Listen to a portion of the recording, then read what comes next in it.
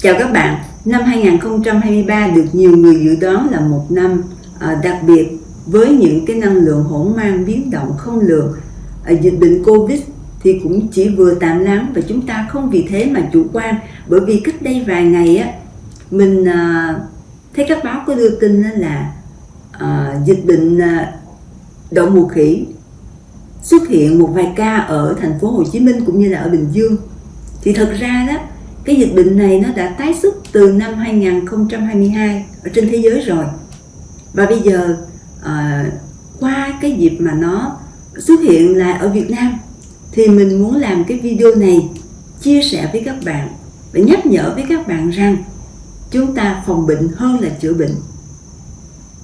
Và các bạn nên thủ sẵn một vài những cái bí kíp để các bạn có thể an tâm và bình thản trước mọi những cái tình huống có thể xảy ra.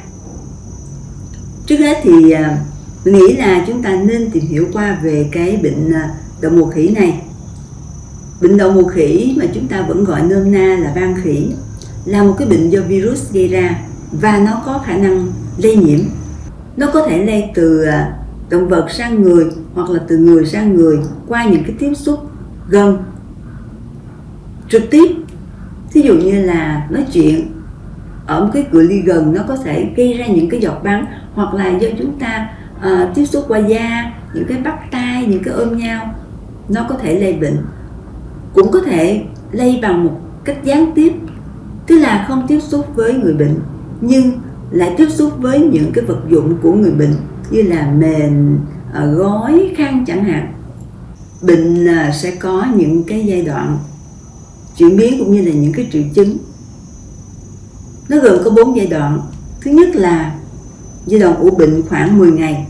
Và cái thời kỳ này thì nó không có những cái dấu hiệu gì đặc biệt và nó cũng không có khả năng lây bệnh.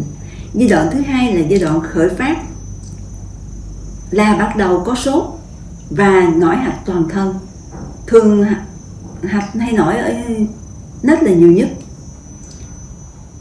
Và bệnh nhân cũng sẽ thấy nhức đầu nè, ớn lạnh, mệt mỏi, rồi đau họng, rồi đau mình mẩy. Và giai đoạn này thì cũng đã bệnh nhân cũng đã có khả năng lây bệnh rồi.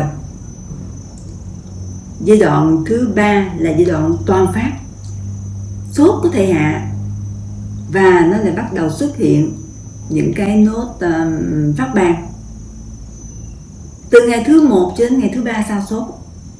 Thì những cái nốt phát ban nó có thể xuất hiện, thường là xuất hiện ở trên mặt trước, rồi ở tay, ở chân, ở lưng và thậm chí có thể ở toàn thân. Đầu tiên nó sẽ là những cái nốt có cái nền phẳng, rồi sau nó sẽ nổi sần và nó tạo thành những cái mụn nước hoặc là mụn mủ. Nó có thể là có dịch trong hoặc là dịch màu vàng. Và đây là một cái giai đoạn mà cái khả năng lây nhiễm cao nhất, bởi vì bệnh nhân sẽ ngứa và gãi. Cái khả năng phát tán thì nó lại cao hơn. Những cái mụn nó cũng sẽ đóng vảy khô và nó bong tróc, nó để lại sẹo. So với các bệnh đậu mùa thì cái vết sẹo của đậu mùa khỉ nó không sâu bằng. Cái vết phát ban nó có thể chỉ xuất hiện một vài mụn, nhưng cũng có thể là nó dày đặc lên tùy theo cái thể trạng của mỗi người. Để giải quyết virus thì chắc chắn chúng ta phải tăng cường tính miễn dịch bằng 6 vùng phản chiếu hệ bạch huyết. Mình vẫn thường nhắc với các bạn là mỗi ngày làm 6 vùng phản chiếu hệ bạch huyết vào buổi tối.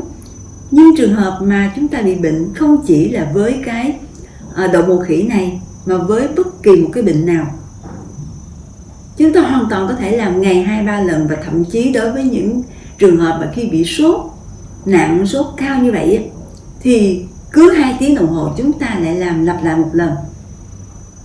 Khi đó cái hệ miễn dịch nó được tăng lên thì nó sẽ không có cái con virus, vi khuẩn nào mà tấn công được chúng ta hết. Trường hợp mà các bạn làm 6 vùng này, các bạn thấy nó vẫn còn sốt, các bạn có thể Nếu các bạn có dụng cụ thì các bạn dùng dụng cụ các bạn làm. Nếu trường hợp không có dụng cụ thì các bạn có thể bấm bộ huyệt. Hôm nay mình sẽ chia sẻ về bộ huyệt giúp hạ sốt. Đó là bộ huyệt làm mát, gồm các huyệt. Thứ nhất là huyệt 26 nằm giữa hai đầu mày. Đây là một huyệt để mà chuyên trị về sốt. Cái đến là huyệt số 3, từ ngay hốc mũi kéo ngang qua giữa tròm đen con mắt kéo xuống bên trái, bên phải. Huyệt 143 nằm ở chóp mũi. Huyệt 38 từ ngay nhân trung kéo ngang qua nằm trên nếp nhăn má miệng. Huyệt này ngoài cái tác dụng mà nó có thể giúp thanh nhiệt, nó còn có tác dụng kháng viêm. Bên trái rồi bên phải. Và cuối cùng là huyệt 87 nằm ở trên cái ụ cầm nè.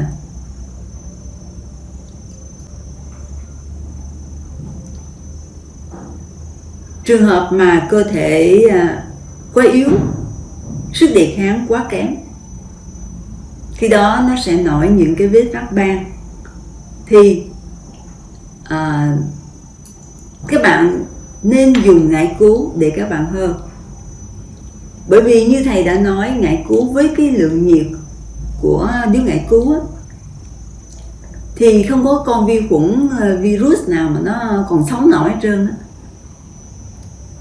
Và nó giúp cho chúng ta mau cái dịch đó, nó giúp cho cái dịch đó mau khô. Và nếu các bạn nói rằng mình không có điều kiện để mua ngải cứu, mình không biết mua ở đâu, thì mình sẽ giới thiệu với các bạn cái bộ giảm tiết dịch. Và thật ra thì các bạn cũng nên kết hợp cái bộ giảm tiết dịch này với cái việc mà hơi ngải cứu nếu trường hợp nó quá nặng. Bộ giảm tiết dịch gồm 4 huyệt. Thứ nhất là huyệt số 0, bên trái, bên phải. Huyệt 16 nằm ở chân của cái lỗ tai ở mé trên nè, bên trái, bên phải. Huyệt 61 nằm ở ngay hốc mũi, bên trái, bên phải. Và cuối cùng là huyệt 287 nằm ở dưới chân lỗ mũi, bên trái, bên phải. Chỉ như vậy thôi, 6 vùng phản chiếu hệ bạch huyết và hơ, hoặc hỗ trợ thêm bằng 2 bộ huyệt. Bộ huyệt làm mát và bộ huyệt giảm tiết dịch. Cũng có những trường hợp mà các bạn để nó đến cái tình trạng mà những cái mụn nó quá nhiều đi, và các bạn ngứa, các bạn không chịu đựng, các bạn gãi, thì nó dẫn đến cái tình trạng nhiễm trùng. Thì khi đó chúng ta có thể hỗ trợ thêm một cái bộ huyệt nữa, đó là bộ tiêu viêm tiêu u tiêu bú, gồm các huyệt 41 từ chân mũi kéo ngang qua phía ngoài tròm đen con mắt kéo xuống, chỉ có ở bên phải. Huyệt 143 nằm dưới chóp mũi. Huyệt 127 nằm ở hõm môi dưới. Huyệt 19 nằm dưới chân lỗ mũi. Huyệt 37 trung điểm của đường cong cánh mũi kéo ngang qua giữa tròm đen con mắt kéo xuống, chỉ có ở bên trái. Và cuối cùng là huyệt 38 bên trái, bên phải. Bộ huyệt giảm tiết dịch cũng như là bộ tiêu viêm tiêu u tiêu bú này mình đã nói qua rất nhiều lần vì vậy mà hôm nay các bạn thấy mình nói rất nhanh. Mình vừa giới thiệu 2 cái bộ huyệt này ở cái video chữa về bệnh đau mắt đỏ cũng như là bệnh cường nước. Các bạn có thể xem lại. Tuy nhiên hôm nay mình cũng vẫn sẽ đưa cái sơ đồ lên cho các bạn.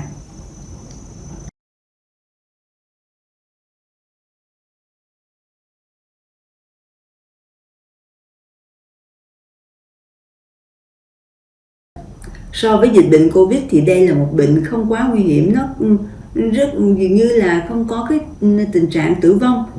Tuy nhiên đối với những cái trường hợp mà cơ thể quá yếu, sức đề kháng quá yếu, miễn dịch quá yếu, và nhất là những cái trẻ em đó, mà cơ thể bị suy dinh dưỡng, bị yếu quá đó, thì hoàn toàn có thể dẫn đến những cái biến chứng như là viêm não, viêm phổi hoặc là nhiễm trùng máu, và tệ nhất vẫn có thể dẫn đến tình trạng tử vong. Vì vậy mà chúng ta cũng không nên xem thường. Và nhất là các bạn biết không, chúng ta nên chữa trị sớm đi.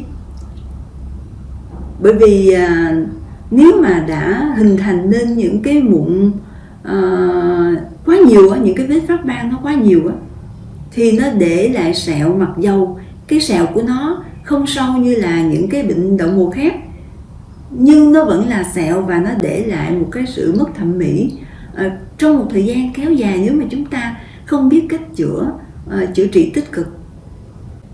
Mình hy vọng là những cái chia sẻ của mình giúp cho các bạn yên tâm phần nào và các bạn hoàn toàn có thể làm chủ được sức khỏe của mình.